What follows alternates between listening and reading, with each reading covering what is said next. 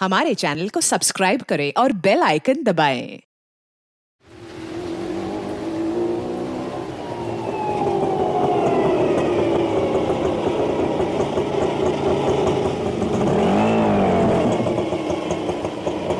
बस बस बस बस बस भैया ऑटो यहीं रुको। बेम साहब, इस जगह पे आपका क्या काम है? ये जानना तुम्हारे लिए जरूरी नहीं है। जाओ, जहाँ रुकने के लिए बोला वहाँ वेट करो।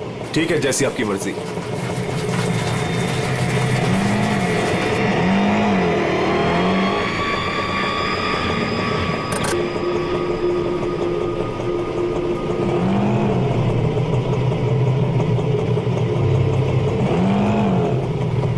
अरे तुम गए नहीं अभी तक, जाओ।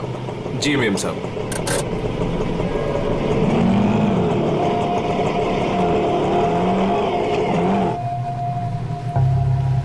हेलो विशाखा, मैं करिश्मा बोल रही हूँ। मैं एमजी रोड के यहाँ कंस्ट्रक्शन बिल्डिंग पे खड़ी हूँ। मुझे तुमसे तुम्हारी शादी के बारे में बहुत जरूरी बात करनी है।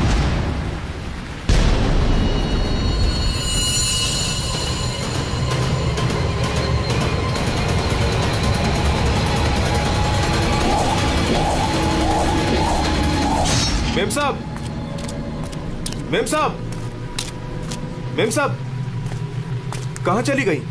मैं तो यहीं छोड़ के गया था। मेम साहब, मेम साहब।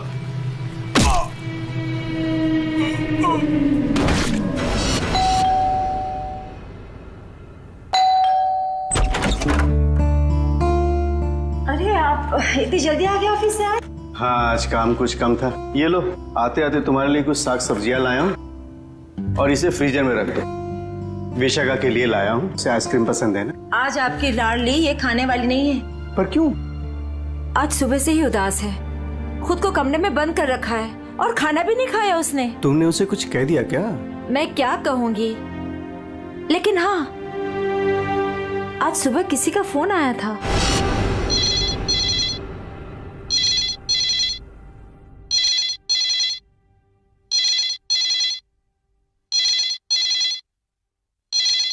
हेलो हेलो, विशाखा बोल रही हो? जी हाँ, विशाखा बोल रही हूँ। देखो, मुझे तुमसे बहुत जरूरी बात करनी है। ये बात तुम्हारी शादी के बारे में है। शादी? कौन सी शादी? मुझे इस बारे में कोई बात नहीं करनी है। प्लीज मुझे दोबारा कॉल मत कीजिए।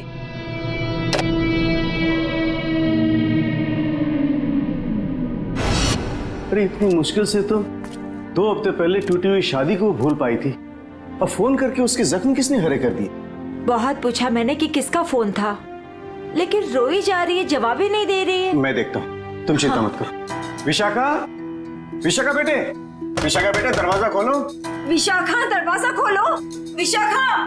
ये दरवाजा क्यों नहीं खोल रही है? रोने की आवाज भी नहीं आ रही। कहीं उसने कुछ? अरे तुम विशाखा को नहीं पहचानती क्या? वो ऐसा कुछ नहीं करेगी। विशाखा बेटा, दरवाजा खोलो बेटे। विशाखा, दरवाजा खोलो। विशाखा! विशाखा?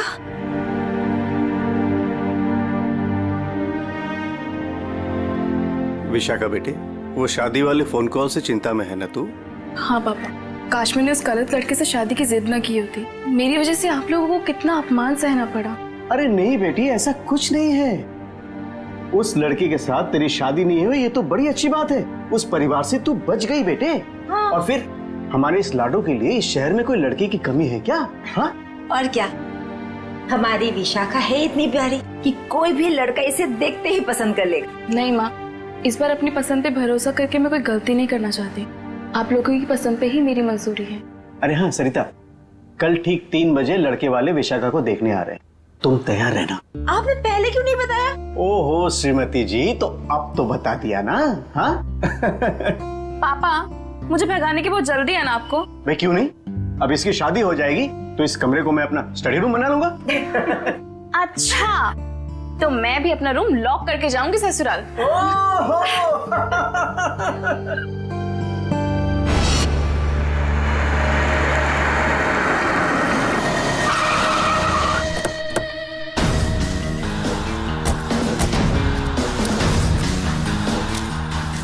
भाई साहब, मैं यहाँ का बचपन, मैंने ही आपको फोन किया था। लाश कहाँ पर है? जी उस तरफ।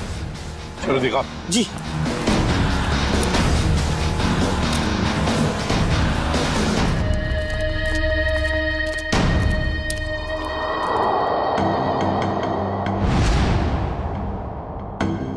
ये ईंटें निकालो।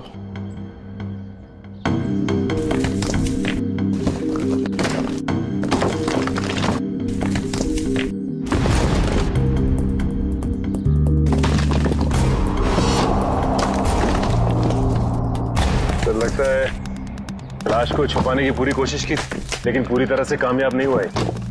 हाँ, छुपाने की तो बहुत कोशिश की है, मगर जरूर कुछ ना कुछ तो भूल गया है वो। कोई ना कोई सुराग तो हमें जरूर मिलेगा। वैसे लाश ज्यादा पुरानी नहीं दिख रही है। एक काम करो, बाहर निकालो इसे आराम से, संभल के।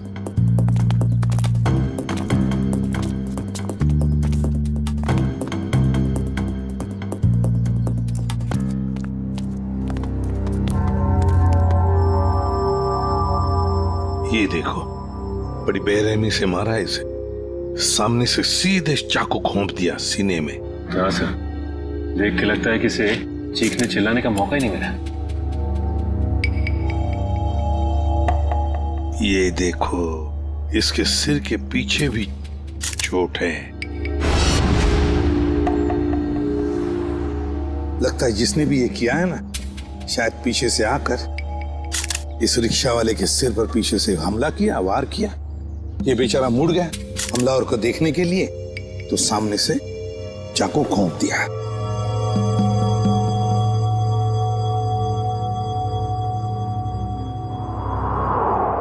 जेब में कुछ भी नहीं।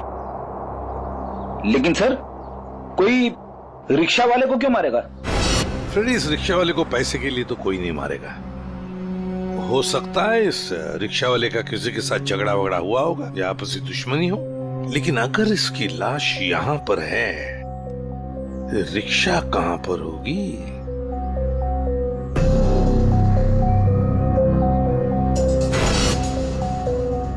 सर, हाँ सर ये देखिए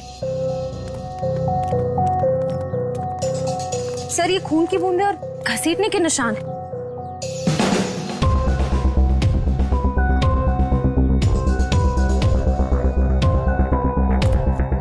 ये देखो, लगता है जिसने भी ये किया है, इस रिक्शा वाले को यहां से घसीट कर वो लेकर गया वहां ईंटों में छुपाने के लिए। वो क्या है?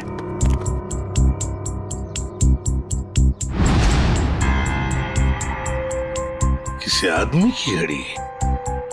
अरे ये तो काफी महंगी घड़ी है। शायद रिक्शा वाले की होगी। नहीं फ्रेडी, ये इस रिक्शा वाले की घड़ी नहीं लगती।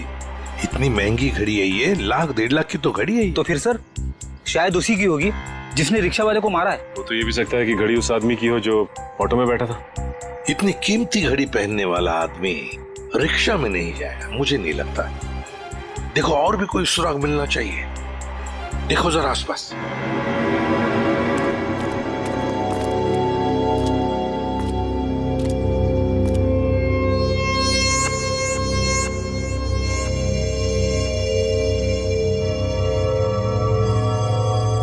अरे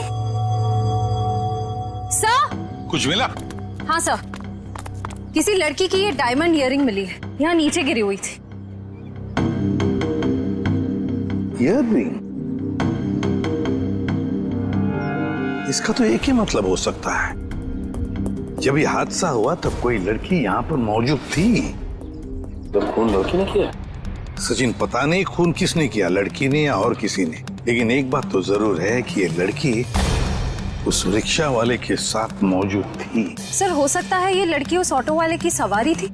लेकिन लड़की यहाँ ऐसी जगह क्या करने आई थी? कुछ ना कुछ तो और ही चक्कर है। जो भी हो, उस हादसे में जरूर हाथापाई हुई होगी, जिसकी वजह से वहां पर वो घड़ी मिली और अब ये इयररिंग। ये केस तो बहुत पेचीदा हो गया। इतने सारे सवाल लेकिन जवाब इतने कम। सारे सवालों का जवाब इसी बिल्डिंग में है। इस बिल्डिंग को अच्छी तरह से छान मारते हैं। Let's go.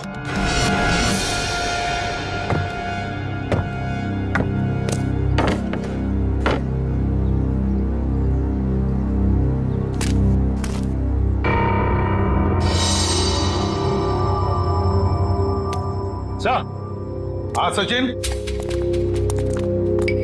क्या हुआ? ये देखिए सीढ़ियों पे खून की बूंदें। हाँ ये देखो। सर ये तो बहुत ही अजीब बात है, लाश वहाँ पर और खून की बूंदें यहाँ। मुझे तो कुछ और ही आ रहा है दिमाग में। कहीं और एक लाश तो नहीं इस बिल्डिंग में? ऊपर चलकर देखते हैं, देखते ये खून के धब्बे कहां तक है।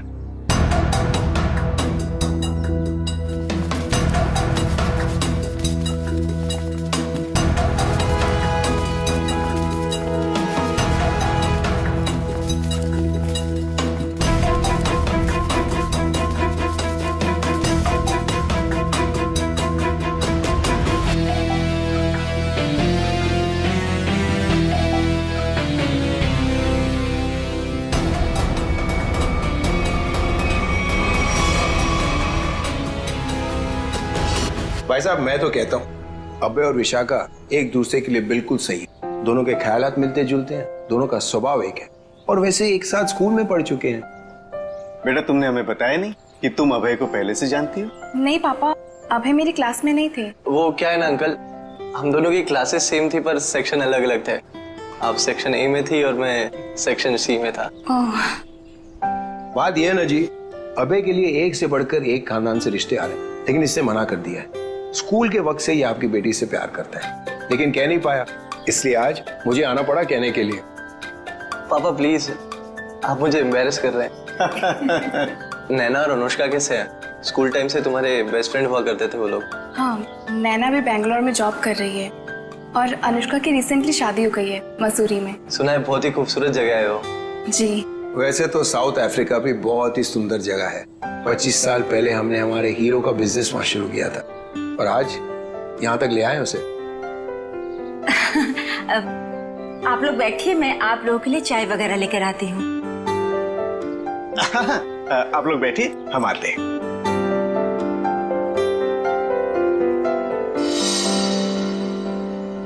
क्या बात है सरिता, क्या हुआ? देखिए, लड़का और परिवार तो मुझे अच्छे लग रहे हैं, लेकिन एक बार आप साफ साफ पूछ लीजिए, लेन देन की जो भी बात है। सरिता क्यों चिंता करती हो? देखो मुझे नहीं लगता कि धीरेन्द्र जी की कोई मांग है, और अगर होगी भी तो हम मांग पूरी कर देंगे ना। देखो सरिता, मेरी पेंशन है, तुम्हारे जेवर है, और अगर जरूरत पड़ी तो हम ये मकान बेच देंगे। आखिर हमारी एक ही बेटी है। ओफो, आप एक बार पूछ तो लीजिए ना, कहीं कोई बड़ी मांग रख दी तो। फिर तो ये रिश्ता नहीं हो पाएगा। खैर, अपनी किस्मत है, देखते हैं। चलो लीजिए भाई साहब। ये सब लाने की क्या जरूरत थी? इतनी तकलीफ क्यों की आपने? अरे क्या कहते हैं भाई साहब, ये तो कुछ भी नहीं है, ये तो आपको लेना ही पड़ेगा। चाय लीजिए। ये लो बेटे।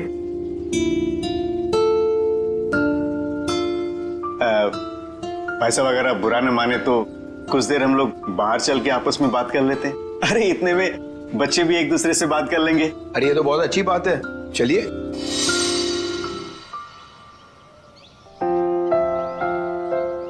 भाई साहब, आपका बेटा हमें बहुत पसंद है। मुझे भी बिल्कुल विशाखा जैसी बहू चाहिए थी। अगर विशाखा अभय को पसंद उसकी करे, फिक्र आप मत कीजिए, हमारी मंजूरी में ही उसके यहाँ है। ये तो बड़ी अच्छी बात है, तो मैं बात पक्की समझूं?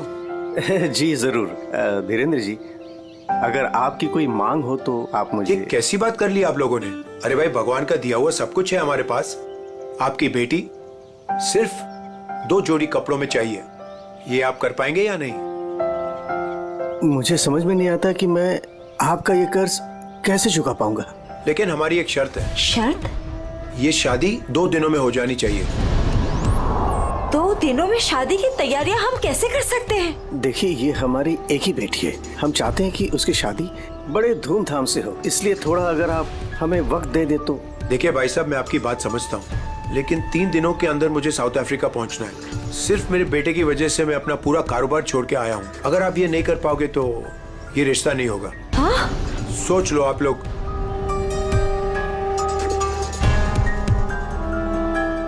ठीक है भाई साहब, ये शादी परसों ही होगी। ये तो बहुत अच्छी बात है, मुबारक हो। देखिए, आप शादी की तैयारियां कीजिए, पैसे की चिंता न कीजिए, वो हम करेंगे। जी।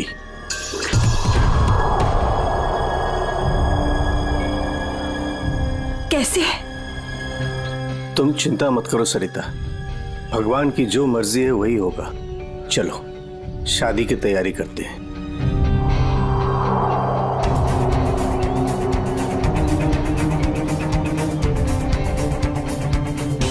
पता नहीं मुझे ये सब ठीक क्यों नहीं लग रहा है। शादी ब्याह जैसी चीज जल्दबाजी में करना, कहीं हम गलत निर्णय तो नहीं ले रहे?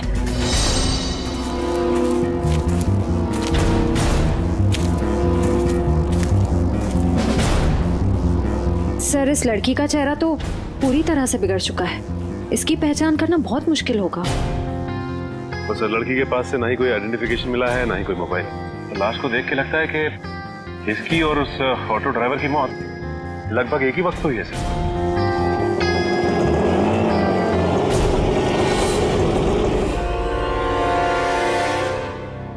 सर। ये लावारिश रिक्शा यहाँ से थोड़ी दूर पे खड़ी हुई थी, लोगों ने मुझे बताया।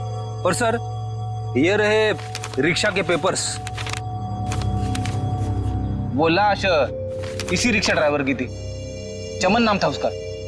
और सर, ये फोटो भी लगी उसकी। हाँ, चमन खुद मालिक था इस रिक्शा का। और कुछ मिला? हाँ सर, मोबाइल मिला है सर, लेकिन सर बैटरी डाउन है इसकी। ठीक है, कोई बात नहीं, इसमें से हमें बहुत कुछ इंफॉर्मेशन मिल सकती है।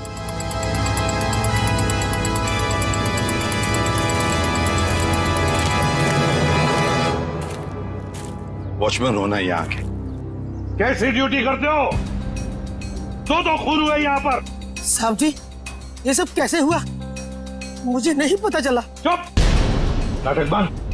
जरा याद करके बताओ, क्या कोई आया था यहाँ पर इस रिक्शा में से? कोई नहीं आया था इस रिक्शा से। ये कैसे हो सकता है? हाँ? कोई बिल्डिंग से ऑटो दूर क्यों खड़ा करेगा? बताओ कौन आया था?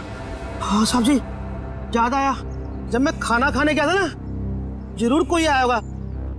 झूठी करते हो।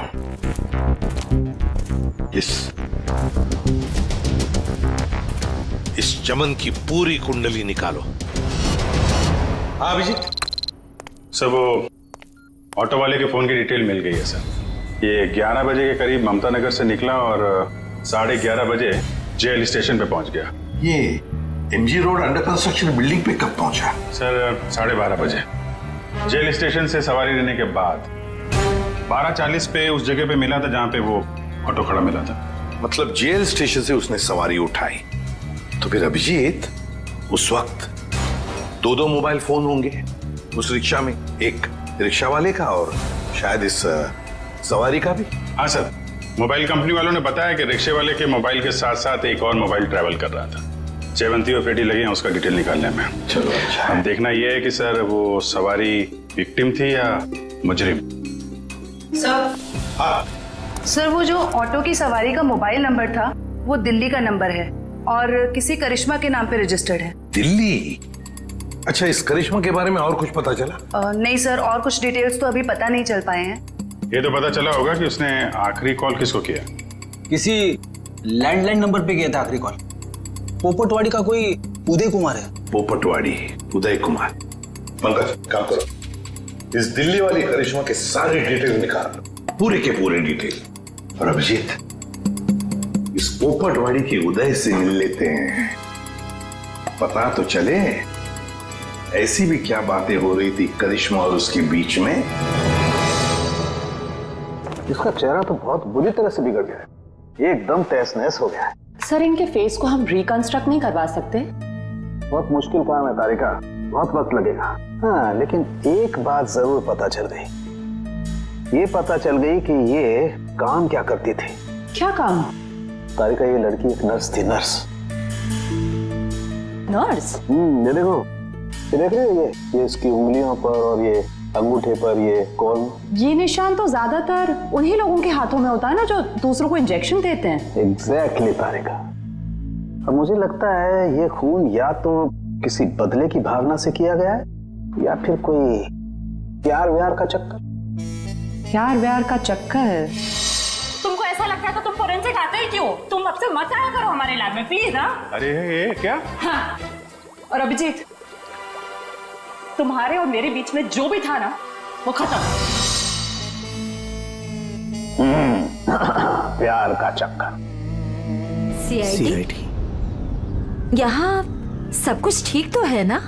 देखिए, आप फिक्र मत कीजिए, हमें पता है आपके घर में शादी का रस्म चल रहा है, लेकिन देखिए बात कुछ ज्यादा नहीं है, सिर्फ 2 मिनट की बात है। एक बात बताइए, कल लैंडलाइन पे कोई अनजान फोन आया था आप? हाँ, मेरी बेटी विशाखा ने फोन उठाया था। जरा बुलाइए ना विशाखा को। विशाखा बेटी 1 मिनट इधर आना। हाँ जी, 1 मिनट। जी पापा। बेटे ये हाय विशाखा, शादी मुबारक हो। Thank you. हम सीआईडी से हैं, मैं इंस्पेक्टर श्रेया। कल सुबह 10 बजे लैंडलाइन पे एक कॉल आया था। जी आया था। किसका फोन था? किसी करिश्मा का फोन था, बट मैं उसे नहीं जानती। अगर तुम उस लड़की को नहीं जानती हो तो उसने तुम्हें क्यों कॉल की? दरअसल वो मुझसे मिलना चाहती थी, पर मैंने उसे मना कर दिया। तुम तो कह रहे हो तुम उसे जानती तक नहीं, फिर भी वो तुमसे बात करना चाहती थी। कोई ना कोई तो वजह जरूर होगी, हैं? बताओ। शायद वो मेरी शादी के बारे में कुछ बात करना चाहती थी। क्या क्या बात करना चाहती थी? कुछ बताया उसने? जी, तब तक तो मुझे भी नहीं पता था कि मेरी शादी होने वाली है। वो शायद मेरी पिछली शादी के बारे में बात करना चाहती थी। मतलब विशाखा, तुम्हारी पहले भी एक शादी तय हो चुकी थी जो टूट चुकी है। देखिए प्लीज, अगर इस बारे में इस वक्त बात न करें तो अच्छा होगा। बड़ी मुश्किल से उस सदमे से ये उभर पाई है। प्लीज। पापा, इट्स ओके, मुझे उस बात से कोई फर्क नहीं पड़ता है। पर आप इस फोन कॉल के बारे में मुझसे इतने सवाल क्यों पूछ रहे हैं? दरअसल बात यह है कि करिश्मा नाम की उस लड़की का। एक मिनट, मैं समझाता हूँ। देखिए, ये करिश्मा जिसने फोन किया था यहाँ पर, हम उससे मिलना चाहते हैं एक केस के सिलसिले में। ये करिश्मा कोई मुजरिम है क्या? क्या इसने कोई जुल्म किया है और ये मुझसे क्यों बात करना चाहती है? देखो, करिश्मा मुजरिम है या नहीं ये अब तक तय नहीं हुआ है। खैर छोड़ो, आप लोग शादी की तैयारियां करो। और विशाखा, हम सब की तरफ से शादी मुबारक हो। Thank you.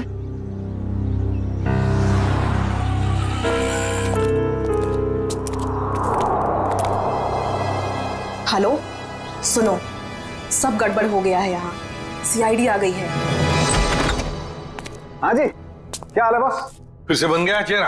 अरे चेहरा बनने में टाइम लगता है ना यार। और कितना टाइम चाहिए तुझे? मैं बोल रहा था तारिका, प्रद्युमन जैसे ही मेरी शक्ल देखेगा पीछे पड़ जाएगा। कितना टाइम लेगा चेहरा बनाने में? यार इतना सा काम है साउंड के। वैसे एक बात बताओ, आप लोगों को वाकई कुछ पता नहीं चला उस लड़की के बारे में? हमें इतना तो पता चल चुका है कि उस लड़की का नाम करिश्मा है और वो दिल्ली की रहने वाली थी। और अगर मैं ये बताऊं कि करिश्मा एक नर्स थी तो? सर, उस करिश्मा के बारे में नई बात पता चली सर। क्या? वो दिल्ली में 10 स्टार हॉस्पिटल में नर्स है। लो, ये बात अब बता रहे हैं, मैं कब की बता चुका ये बात। 10 स्टार हॉस्पिटल, दिल्ली। वाह यार, अब है बड़ी सुंदर दुल्हन मिली है तुझे, सच्ची। पता नहीं कहाँ से किस्मत लिखा के लाया है। अरे वो कहते हैं ना, लंगूर के हाथ में अंगूर। एग्जैक्टली।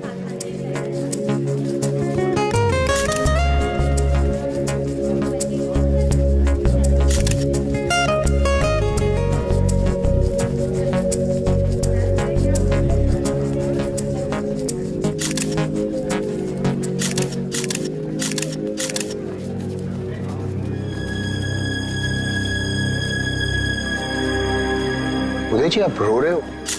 सब ठीक तो है ना? ये तो खुशी के आंसू हैं। आज अपने बेटी को दुल्हन बना जो देख पा रहा हूं मैं, इसलिए। आपसे कुछ बात करनी थी। हाँ हाँ, तो कहिए ना। यहाँ कहना ठीक नहीं होगा, जरा अंदर चलिए ना। क्यों, हमसे शादी में कुछ कमी रहेगी क्या? नहीं नहीं नहीं नहीं, वो सब ठीक है, A1। देखिए, सारे मेहमान आ रहे हैं, अगर हम यहाँ से चले गए तो कुछ परेशानी हो जाएगी। फेरे हो जाए, उसके बाद दोनों बैठ करके बातें करते हैं। देखिए, मेहमानों को छोड़िए, आप अंदर चलिए, वरना ये शादी नहीं होगी।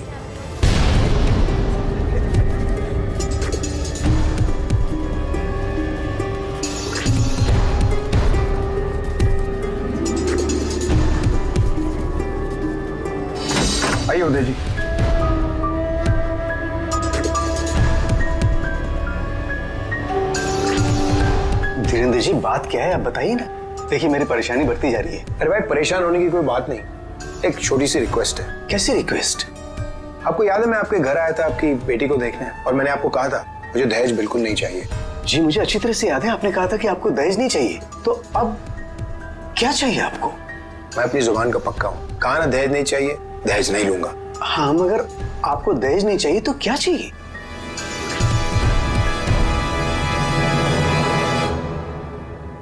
किडनी किडनी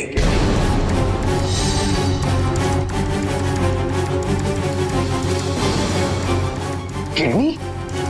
पर किसकी? मैं शायद आपको बताना भूल गया कि मेरी तबीयत दरअसल ठीक नहीं रहती, और जल्द से जल्द अगर किडनी ट्रांसप्लांट नहीं हुआ तो मैं ज्यादा दिन नहीं बच पाऊंगा।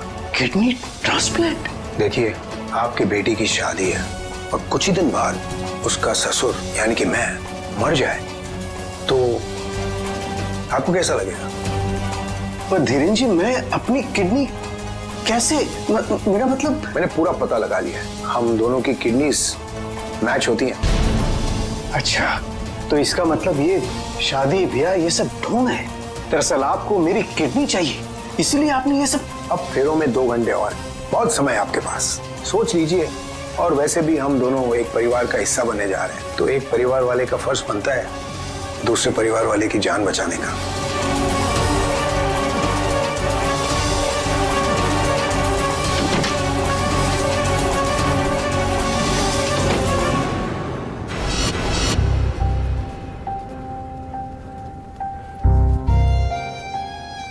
आपको दहेज नहीं चाहिए तो क्या चाहिए? Kidney kidney kidney.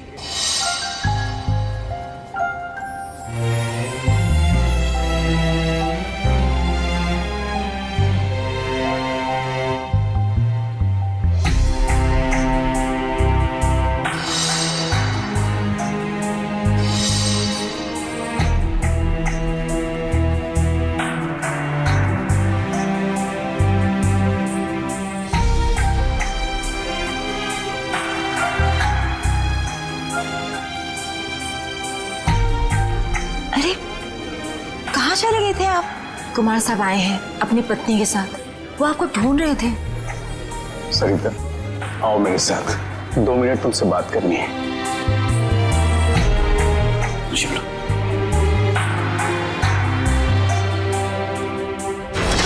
आओ सरिता। क्या हुआ मुझे बताएंगे भी? सरिता दरवाजा बंद कर दो, बताता हूं।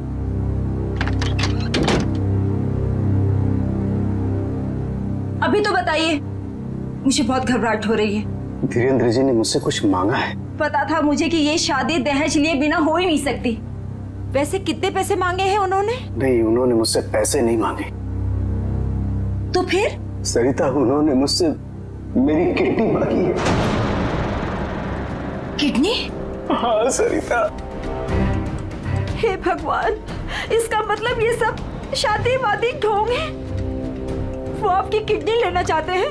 मुझे भी यही लग रहा है। ये अचानक से उनका मेरे घर आना, फिर 2 दिन में शादी और अब ये सब कुछ। सरिता मुझे तो इसमें बहुत बड़ी साजिश लग रही है। तो क्या अब हमारी विशाखा की शादी फिर से टूट जाएगी? अगर मैंने किडनी नहीं दी तो ऐसा ही होगा।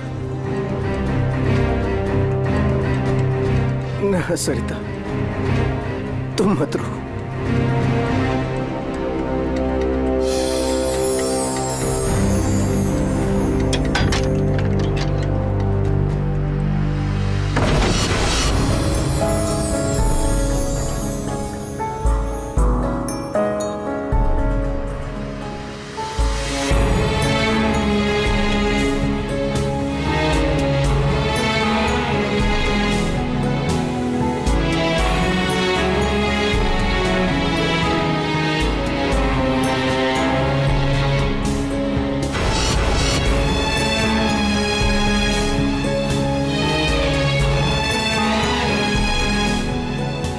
सारे मेहमान आ चुके हैं और अगर इस बार भी हमारी विशाखा की शादी नहीं हुई तो वो पूरी तरह टूट जाएगी। एक जख्म तो वो पहले ही खा चुकी है, लेकिन अब दोबारा वो बर्दाश्त नहीं कर पाएगी। मैं जानता हूं सरिता, तुम ठीक कह रही हो, इसलिए मैंने सोच लिया है, मैं अपनी किडनी दूंगा। हाँ सरिता। नहीं, अगर आपने किडनी दे दी तो आपका क्या होगा? मुझे कुछ नहीं होगा सरिता। और वैसे भी इंसान के शरीर में 2 किडनियां होती है जिससे उसका शरीर चलता है, लेकिन फिर भी इंसान एक किडनी के सहारे जी सकता है। मुझे ये सब कुछ ठीक नहीं लग रहा है। अगर कुछ ऊंच नीच हो गई तो मैं आपको खोना नहीं चाहती हूँ। नहीं सरिता, मुझे कुछ नहीं होगा, और अगर मुझे कुछ हो भी गया तो कम से कम मेरी आत्मा को ये सोचकर संतुष्टि तो मिलेगी ना कि मैंने अपनी बच्ची की खातिर उसके पैदाइश से लेकर के उसकी शादी तक सब कुछ किया। प्लीज।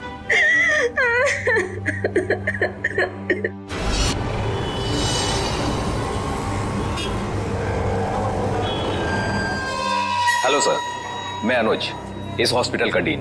करिश्मा की मौत की खबर सुनकर आई एम शॉक्ड। वो बहुत ही काबिल नर्स थी। वैसे डॉक्टर साहब, एक बात समझ में नहीं आ रही है, ये करिश्मा ने अचानक से छुट्टी क्यों ली और फिर यहाँ से मुंबई चली गई? कोई खास वजह थी क्या छुट्टी लेने में? उसने छुट्टी ली और यहाँ से चली गई। अब यहाँ से जाने के बाद वो कहाँ गई, किस लिए गई, इसके बारे में हमें कुछ नहीं पता। देखिए, हम लोग करिश्मा के घर गए थे, लेकिन वहाँ से कोई ज्यादा जानकारी मिली नहीं है। क्या आप बता सकते हैं कि यहाँ पे करिश्मा को कोई सामान वगैरह पड़ा है? आप चाहें तो करिश्मा का लॉकर देख सकते हैं। जी हाँ, जरा दिखाइए लॉकर। आइए। चलिए।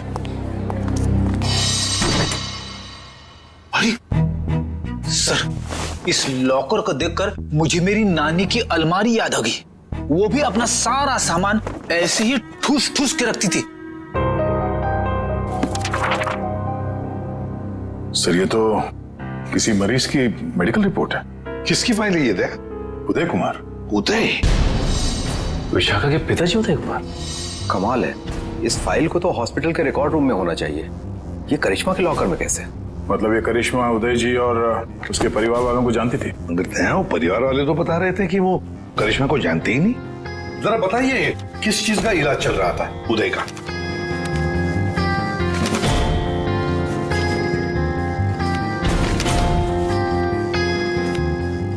क्या डॉक्टर साहब, आपके चेहरे का रंग उड़ा हुआ क्यों है? उदय जी को फूड पॉइजनिंग थी और उनके सारे टेस्ट किडनी के करवाए गए हैं। क्या? यार ये क्या चक्कर है? नहीं दया, कुछ न कुछ तो गड़बड़ जरूर है, कुछ न कुछ तो गड़बड़ है। अच्छा डॉक्टर साहब, इस करिश्मा का बर्ताव कुछ अजीब लगा आपको? मतलब कुछ गड़बड़ लगा आपको कभी? नहीं, ऐसा तो कुछ भी नहीं लगा। सर, ये देखिए। माय गॉड, तो ये बात है। क्या बात है उदय? अरे डॉक्टर चंद्रप्रकाश, आओ बैठो बैठो। ये अचानक क्या बात करना चाहते हो तुम मुझसे? और भाभी जी क्यों रो रही हैं? शादी में कोई मदद वगैरह चाहिए? डॉक्टर, शादी की कोई बात है ही नहीं। अच्छा, तुम ये फाइल मेरी देखो ना, मेरी मेडिकल फाइल। ये फाइल चेक करके बताओ कि क्या मैं अपनी एक किडनी डोनेट कर सकता हूँ? उदय, तुम्हारी बेटी की शादी हो रही है और इस वक्त तुम्हें ये सवाल सूझ रहा है? डॉक्टर, शादी न रुके इसलिए तो मैं ये बात पूछ रहा हूँ तुमसे। बताओ ना। क्या मतलब है? मतलब मैं बाद में तुम्हें समझाऊंगा। तुम पहले मुझे ये बताओ कि मैं एक किडनी के सहारे जी सकता हूँ या नहीं। बताओ डॉक्टर, मुझे प्लीज बताओ ना।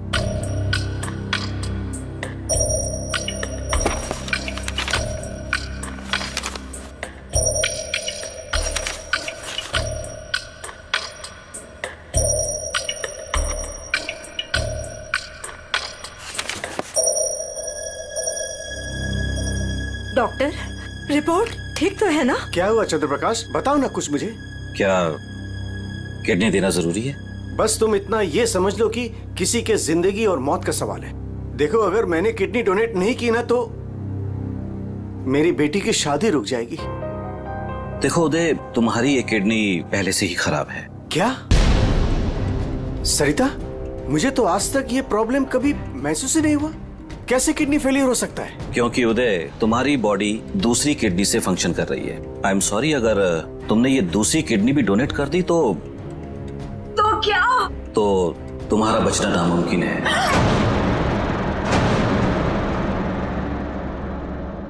किडनी डोनेट करने के लिए तुम मेडिकली फिट नहीं हो। देखो, ऐसा मत कहो डॉक्टर, मुझे ये किडनी दान करनी ही पड़ेगी किसी भी हालत में। डॉक्टर प्लीज जरा चेक करके बताओ, कोई तो रास्ता निकालो। देखो उदय, फाइनल डिसीजन मैं नई रिपोर्ट के आने के बाद ही दे पाऊंगा, लेकिन इस रिपोर्ट के मुताबिक किडनी डोनेट करना मतलब मौत को दावत देने जैसा है।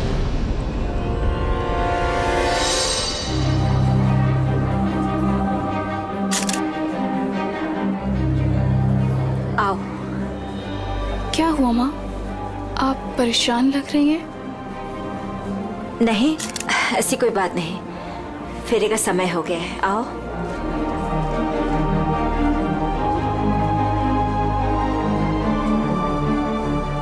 अरे उदय जी,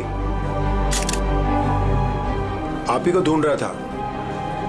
फेरे लगवाएं या फिर मैं बारात वापस?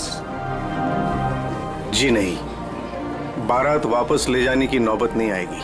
मुझे पता था आप बड़े समझदार इंसान हो, सही डिसीजन लिया। और वैसे आप अपनी बेटी को इतना प्यार जो करते हो, आइए। यकीन नहीं आ रहा है दया, शादी के नाम पे ऐसी सौदेबाजी।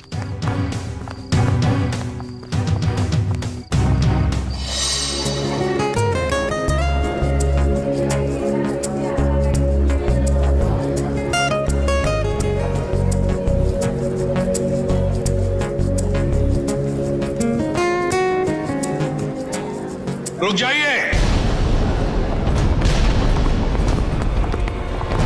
सरिता जी। जी। उदय जी कहाँ है?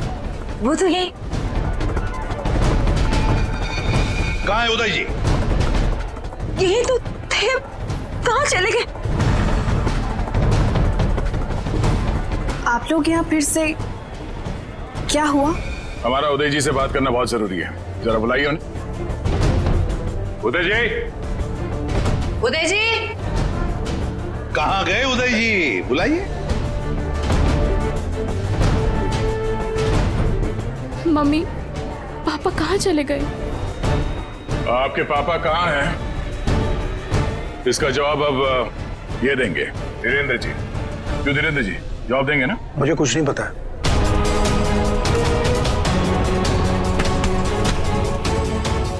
नहीं पता तो सड़क कहाँ रहे आप? सर, मैंने कुछ नहीं किया सर, मैं तो इनका असली बेटा भी नहीं हूँ सर। मेरे पति को इन लोगों ने गायब करवाया होगा और किडनी के लिए ये लोग शादी तोड़ने की धमकी दे रहे थे। मॉम, आपने बात मुझे पहले क्यों नहीं बताई? आपके पापा से बढ़कर मेरे लिए कुछ नहीं है। शर्म आनी चाहिए तुम्हें। शादी जैसे पवित्र बंधन की आड़ ऐसा घिनौना अपराध करते हुए। सर मैं मानता हूँ, इसी प्लान के जरिए मैंने किडनियों का व्यापार किया। क्या? शायद इसीलिए उन गुनाहों की सजा है कि मेरे खुद की किडनी बेकार हो गई। लेकिन इस बार सर, मैं खुद की जान बचाने के लिए कर रहा था। इसके लिए किसी और की जान चली जाए? अब बताओ, करिश्मा को क्यों मारा? सर मैंने करिश्मा को नहीं मारा, बल्कि वो तो मेरी मदद करती थी मरीज ढूंढने में। सर इस बार मैंने गैंग वालों को बताया बिगैर एक किडनी गायब कर दी।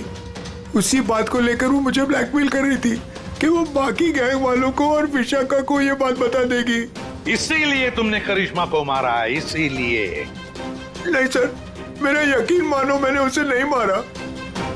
मुझे लगता है कि सर उसके मौत के पीछे मेरे बाकी गैंग वालों का हाथ है। कौन है तुम्हारे साथी? कहाँ लेकर गए उदय को? किडनी निकलवाने। ऑपरेशन शायद शुरू भी हो गया होगा। कहाँ हो रहा है ये किडनी निकालने का ऑपरेशन?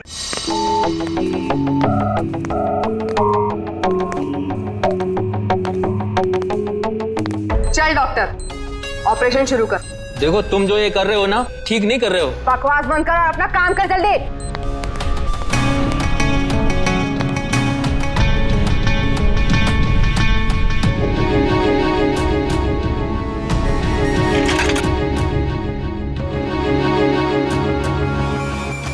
अबे जल्दी करना।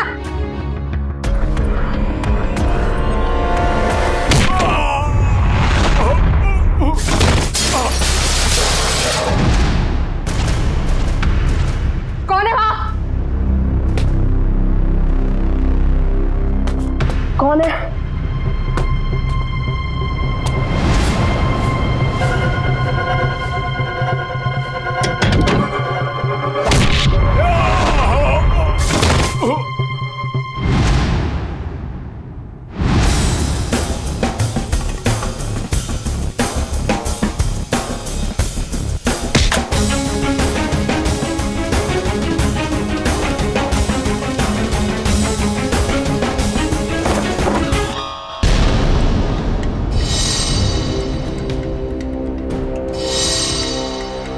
अपने जुर्म का इनाम तो लेती जाओ।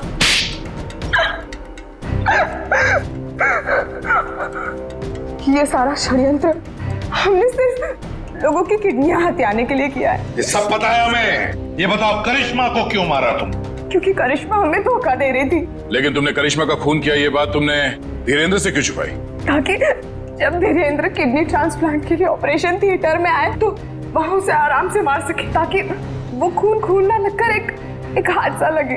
और उदय की किडनी तुम ऊंचे दाम में बेचना चाहती थी, क्योंकि उदय का blood group Bombay blood group है, एक रेयर ब्लड ग्रुप है ना? यही प्लान था सर, लेकिन आप सीआईडी वालों की वजह से वो सब चौपट हो गया। करिश्मा का खून और कितने सारे मासूम लोगों की किडनियों की चोरी, तुम्हें तो फांसी ही होगी। इतना काफी है तुम्हें फांसी के फंदे तक पहुंचाने के लिए। जयवंती, ले जाओ इसे।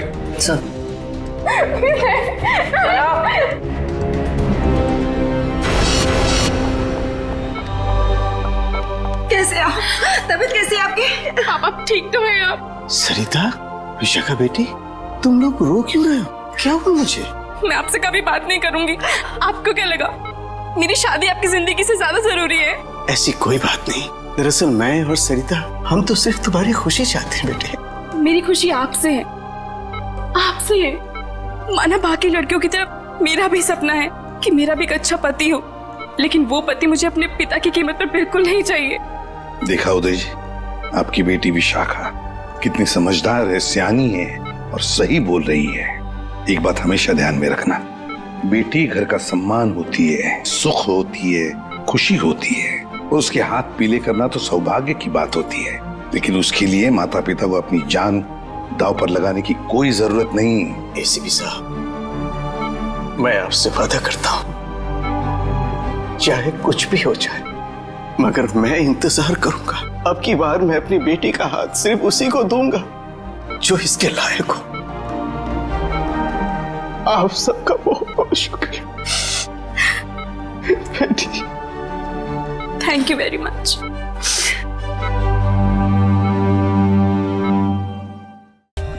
For more updates, subscribe to our channel, click the show links and enjoy watching the videos.